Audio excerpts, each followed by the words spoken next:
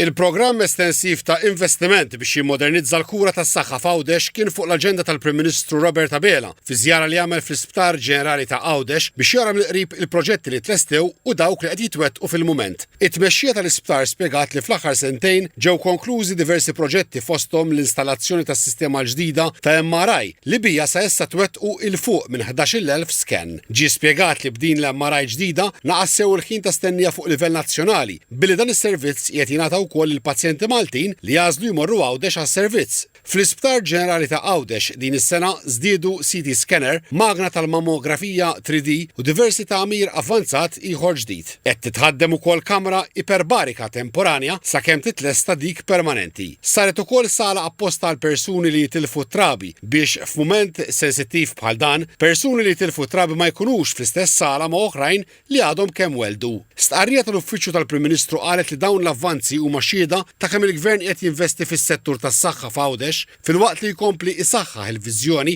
ta' sistema tas-saħħa aktar moderna, integrata u ċentrata fuq il-pazjent. Il-Prim Ministru ntwera wkoll diversi proġetti li qegħdin jitwettqu bħalissa fosthom ir-rinnovar u l-espansjoni tat-taqsima kardio-respiratorja, l-espansjoni tad-Dipartiment tal-Outpatients li se iżid 9 kliniċi ġodda u l-modernizzazzjoni sħiħa tal-laboratorju tal-Isptar. Deskritt bħala proġett ieħor kruċjali li ntwera lid-delegazzjoni tal-Gvern huwa l-helipad il-ġdid li se jtejjeb il-ħin ta' rispons f'każijiet ta' emerġenza li jeħtieġu trasferiment immedjat lejn l-Isptar Mater Dei. L-Isptar ta' Għawdex ser ikollu wkoll żona ġdida l-inżul ta' drones biex il-kimoterapija u mediċini sensittivi oħra jkunu jistgħu jaslu direttament f'Għawdex mingħajr dewmien. Il-Prim Ministru ringrazzja lit-tim kollu tal-Isptar Ġenerali ta' Għawdex u enfasizza li l-investimenti li qegħdin isiru għandhom għan wieħed ċar li l-Għawdxin jingħataw l-aqwa servizz tas-saħħa f'Għawdex stess mingħajr il-ħtieġa li jivvjaġġaw lejn Malta. Dr. Abela kummenta li dawn l-investimenti huma l-aqwa eżempju ta' gvern li jżomm kelmtu u jwettaq f'dan il-każ il-mira li l-Għawdxin jingħataw l-istess kwalità ta' kura